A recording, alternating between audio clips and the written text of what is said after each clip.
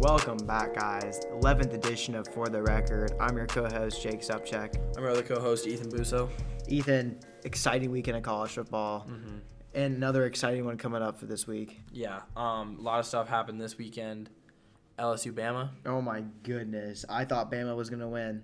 I made a couple predictions. Alabama was going to beat them by 2 scores, and now, LSU just put it to them. Joe Burrow, I think he's the real deal now after that game. Obviously the front runner for the Heisman Trophy. He played so well. At first I wasn't thinking I liked him as my Heisman. Yeah, so same here. Now, especially with this Chase Young suspension. Which is absolutely ridiculous. I mean, they said that Chase Young needs to have proof that he paid off this loan that he got. And they said it can only be a 1-week suspension, but I don't know if he will. And right now, it's not looking good for Ohio State on defense. Again, I still think they're the best team in the country, but they're going to have to prove it, not this weekend, but next weekend. Yeah, that's true. In this matchup for two Heisman candidates, Tua and Joe Burrow, and, we were expecting a really good matchup. And, Joe Burrow literally only missed 8 passes the entire game. That's crazy. He threw 39 passes. He went 31 of 39. Almost 400 yards, 3 touchdowns. Almost flawless. Joe Burrow this season has just came up, and, everyone thought it was going to be either Tua or Trevor Lawrence, best 2 QBs. Yeah. And right now it's Joe Burrow by a long shot. Oh, easily. Tua, he really got bailed out by his receivers a lot. But I do have to say, I saw Jerry Jeudy. He dropped at least 3 passes that game, which is, you can't do that. Yeah, he's easily got the best receiving core in college football, but he still was barely over 50% on his completion rating. So some of the passes were pathetic. He's got to get better if they want. It looks like they're probably going to be out, but it's just their lack of strength of schedule is going to be a killer here for Alabama, playing only one more ranked team at Auburn. So I don't see Alabama making the playoff. It'll be tight. They're going to need a couple of teams to lose, though, if they want in. I was watching the game, and we really expected the game changers to be the wide receivers in this Alabama-LSU game, and it was the running backs that really shined. For LSU, their running back had 3 touchdowns on 20 carries for 100 yards, and that's what really saved them in a couple places. He finished the game out. He literally carried a pile 20 yards and just won the game for LSU at the end of in the fourth quarter, which was huge for them. On the other side, Najee Harris went 19 carries for 146 yards, although he only had 1 touchdown. The running back battle was not something we expected. No, it wasn't, because neither of these guys are like the wide receivers. The wide receiver cores, both of them are outstanding. We didn't expect to see the running backs shine. No, but another big one was Penn State at Minnesota. Wow. What did you think about that? I did not expect it. I didn't think Minnesota was the real deal, and they came out guns a-blazing. And it was awesome. It was so fun to watch Minnesota win. We don't get to see teams like Minnesota beat teams like Penn State and go undefeated. Like, when was the last time a team like Minnesota to be in the playoff, possibly be in the playoff conversation? I can't remember one, especially there's one that, you think, and now you're starting to think they're the real deal. They're not a UCF, an SMU, teams that aren't in a Power 5 conference. This team is something, because I do think Penn State's a solid team. Oh, so I really think Penn State's a good team, and I think we're about to see something from Minnesota against Iowa. I fully expect Minnesota to win this game this weekend. Wow, and Minnesota's quarterback really impressed me. 18 of 20 for 339 yards and 3 touchdowns. That's really impressive for me. I think they're just an all-around solid team. They've blown everybody. Since there are a couple tight games to start the season, they've blown everybody out of the water. Yeah. They've gotten better every single game, and they would take wins against Wisconsin and most likely Ohio State, but I could see them in the playoff if they. Oh, so do I. Definitely, if they win the Big Ten title, they're definitely going to be in, but it's going to be tough with Wisconsin, Ohio State. Yeah. In back-to-back games to end the season. Another huge game was Texas beat K-State. It's weird. It's weird that Texas is not ranked considering where they started off in the beginning of the year. I had really high expectations for them this year. Yeah, I think K-State, they had a great game against Oklahoma, but I kind of thought Texas just needed one at home against a team like Kansas State, and they came out and they won. That was a huge one for Texas in general. Yeah. They needed that win badly, and they got it. So that was huge for Texas because they've got Baylor coming up in 2 weeks, and again that's going to be another tough one. Yeah, Baylor's surprising us all. Baylor's another team, undefeated, but with back-to-back games against Oklahoma and Texas. Both at home, both winnable games, but they're another team that you got to think that they're in playoff contention right now. As of from this weekend, they're winning. They need one marquee win, I think, to honestly get them into that playoff conversation, though. And they're definitely going to get, if they're in the playoff, they could get it. It's going to have to be this weekend right here. A huge one at home, Oklahoma, college game day. It'll be so fun to watch that. Two high-powered offenses going at it. And I don't think Oklahoma's nearly as solid as they were at the start of the season. Yeah. They barely won last week against Iowa State. Yeah, that game, the Iowa State-Oklahoma game, 42-41. That's really close. And Iowa State, they were one play away, that 2-point conversion at the end of the game. Yeah. Could have won it for them. Oklahoma could very well have had a loss last weekend. So, I think Oklahoma will win the game this weekend, but I think it's going to be a close one. Oh, yeah, I agree. So then the last game that we're going to talk about probably is the Iowa-Wisconsin game. Wisconsin beat Iowa by 2 points. What happened to Wisconsin? I think Wisconsin, I don't want to take much away from them. I think they're still solid. I've been saying this all year. They're still solid. But, Iowa, they're the number 18 team in the country for a reason. They are definitely a top 25 team. But Jonathan Taylor went for 250 yards. But, if you look at it, 31 carries. He's the workhorse. He's touching the ball almost every play. The Iowa running back had 9 carries. Yeah. And that just shows right there, everything relies on Jonathan Taylor. When your quarterback is not 16 of 25, you got to run the ball. Yeah. So then this weekend's going to be a lot of fun to watch, too. You got Notre Dame Navy. That's not a top 10 matchup, but that's a top 25 matchup. Yeah, that's definitely going to be a game that I'm going to have to tune into. Notre Dame needs to win that game to make a playoff, not to make a big bowl. Yeah, they need a win like a Navy. They haven't beat a ranked team this year. They've played both two ranked teams, Georgia and Michigan. They lost to both, so they need a ranked win. They've got a chance right here to give them something solid. They won't want to make a New Year's 6 push. Yeah, it's gonna have to be this weekend for sure. And then you got Michigan State, Michigan, huge rivalry. Michigan's at home. They're hot right now. I expect them to win the game, but Michigan State and Michigan, it's gonna be a good one. Yeah, I remember last year the Devin Bush scraping up the Michigan State logo on midfield. Mm-hmm. That was a lot. They just hate each other. Yeah, definitely gonna be a high tension game. Honestly, KU Oklahoma State, I want to keep my eye on that game. KU, man, they've been kind of just showing up and scaring some teams. Yeah, Les Miles definitely looking good right now. I know they're 3-6, but it's Kansas. Yeah. So I think 3 wins is huge for them. Yeah, three wins, trying to make it 4, hope maybe even 5. They need something like that just to look forward to, because Les Miles is starting to look good right now. Yeah. And they want to turn this program around. This is a big season for them. Seriously, they're when they lose, they aren't losing by that much. Yeah, they very well could have beaten Texas. Yeah, they only lost to Texas by 2. West Virginia, they lost to by 5. Yeah, Oklahoma, it was only 25 points, but for Kansas, compared to last year, getting absolutely blown out of the water. Yeah, and they only lost to Coastal Carolina by 5 again, so I could definitely see them as a 5-6 win team right now. Yeah. They could very well be in bowl contention right now. They have to win out, but yeah. I don't know. It'll be tough to win out. Like to see them. Oh, definitely not going to win out. Baylor and Oklahoma State, 2 of their last 3 games, but I like seeing them. We've seen crazier things. Yeah, and I like seeing them winning games. Yeah. So yeah. All right, then you got Wake Forest, Clemson. Clemson's first ranked matchup since Auburn, the beginning of the year. Mm-hmm. I don't know. I think it's a big one for not both Auburn, teams. Texas A&M. My bad. They played Texas A&M, not Auburn. I think it's a big one for both teams. Yeah. Wake Forest coming fresh off a loss, but Clemson. They've got to be ready. They can't underestimate anybody. So. Yeah, and I think it'll be a huge game for Trevor Lawrence. He hasn't been playing the best this year.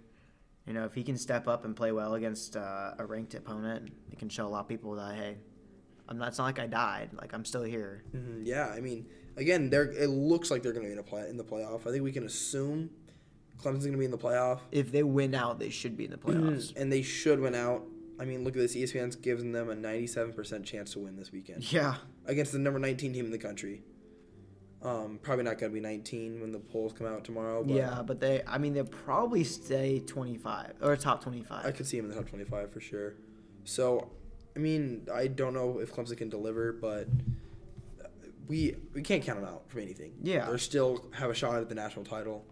So, Georgia Auburn is going to be a huge game.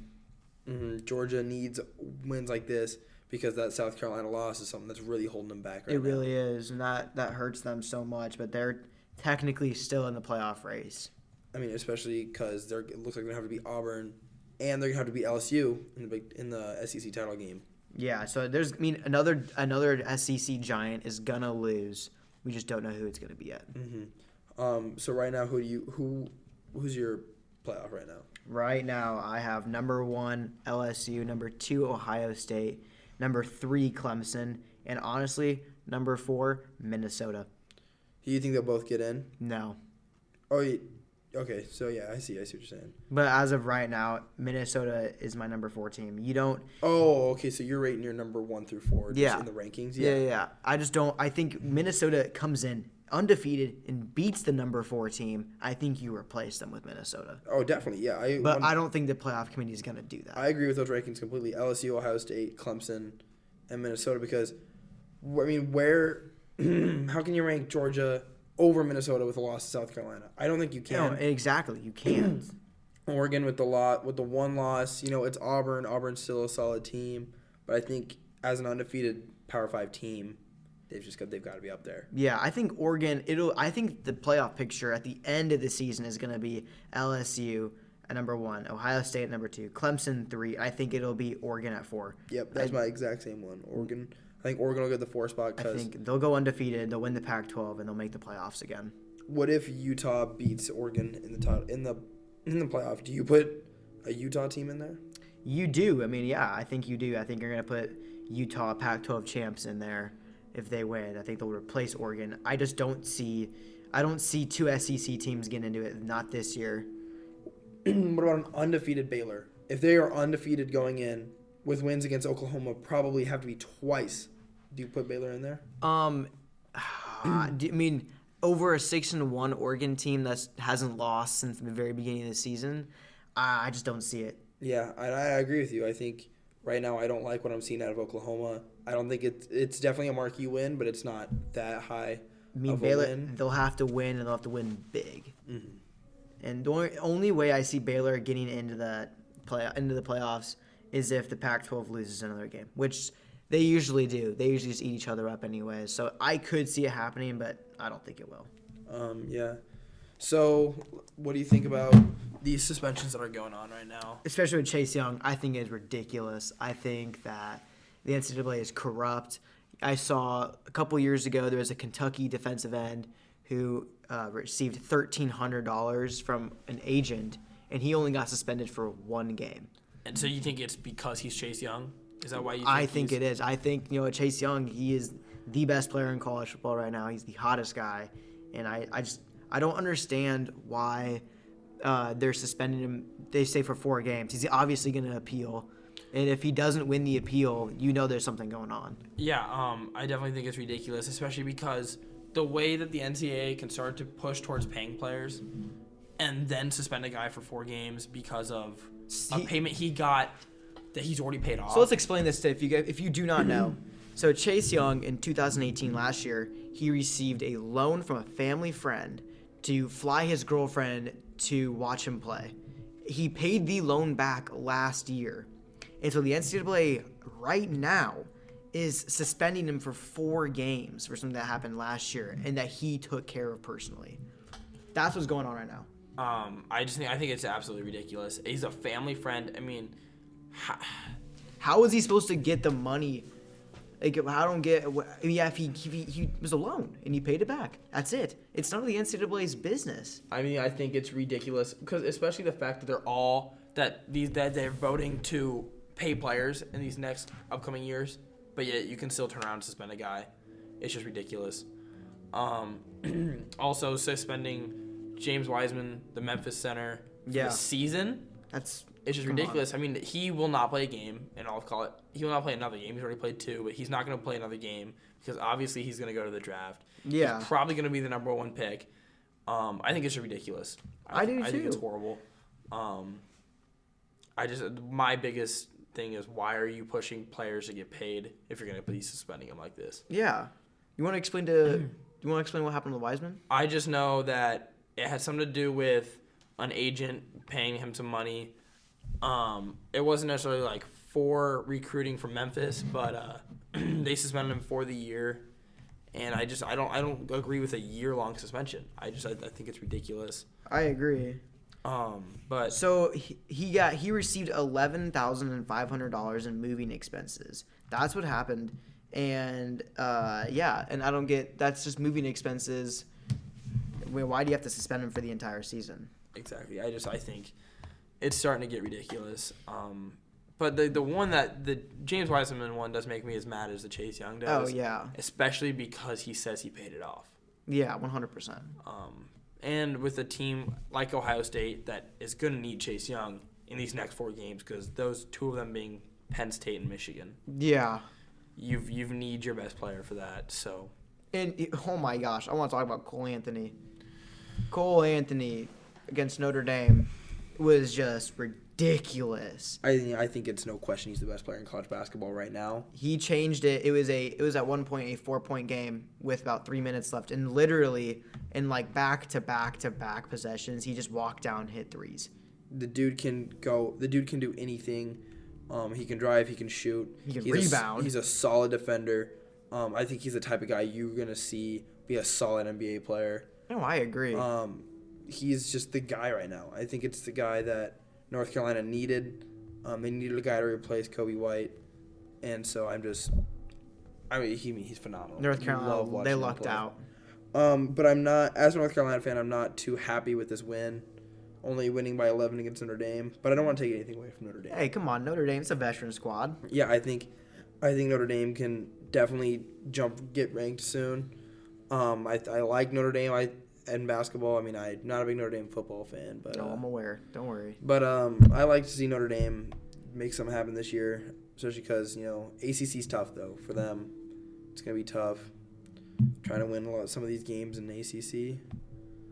But I like where we're at right now, North Carolina. Just you gotta get ready. You got Gonzaga coming up relatively soon. Gonna have to get a big win. Yeah, they're gonna have to.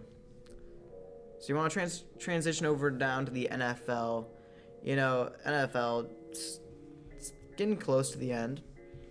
Yeah, I think we're starting to see what the playoffs looking like. But right now, all you can say is Lamar Jackson. I mean, the dude has been ridiculous. He's an absolute animal. He has been playing like the best player in the NFL. Him and Russell Wilson are the 2 best QBs right now. I'd like to see him make a push for MVP. The Ravens look good. They look very good. Another big win by the Packers last night. Huge one. I was as a Cowboy fan, I was pretty mad last night watching them lose to Minnesota. But, those are games you just have to win. Yeah. Mahomes returned and played. I think Mahomes played really well, but the Chiefs still lost. Yeah, They only lost by 3, had a shot to win it, and Joshua Kalu, Nebraska represent, blocked the kick at the end. But I think I watched that game, and I think those receivers can't be dropping passes. I think Mahomes he put the ball in places for those receivers to make plays, and they didn't. Yeah, you're in the NFL. You make catches. You're literally being paid to catch the ball. If it's hitting your hands, you gotta come down with it. I 100% agree. And so I think they've got to make the little plays if they want to make a Super Bowl push. Because again, they're gonna be in the play. They're gonna be in the playoff. Yeah. But they've just got to make the little plays. and those matter more than you think, because when you only lose by 3, everything counts. Yeah, it really does. Another one, Chicago held on, beat Detroit by 7. The Browns getting a win, their first home win of the season against Buffalo, who I thought was a solid team. Yeah. That was a much needed win by Baker, though. Yeah, Baker was really struggling up to this point. So. Big one. One thing I didn't expect is Drew Brees' second game back gets blown out by Atlanta. Atlanta is a team that just has not been good this year. They're 2-7. They were 1-7 going into this game. Brees has been hurt with that thumb injury, but he's back, and they got blown out of the water. Just absolutely 9. They were held to 9 points. Yeah, Brees started off the year really hot too. Mm-hmm. And it was a shame watching him get hurt. And I heard some people talking about Bridgewater staying in the game. I think starting Drew Brees was the right decision, but you can't be losing games like that. Yeah, I 100% agree. So I think that's gonna wrap it up. Yeah, it is. It's gonna be an exciting week coming up. Thanks, guys, for tuning in. I think next week's podcast gonna be a big one. It really is. Gonna be a lot to talk about. Right now is, I think, the pinnacle of sports during this time where we have NFL, we have all football, all basketball going. Yeah, I think I love it so much. Mm-hmm. So we'll catch you guys next week. All right, see you later.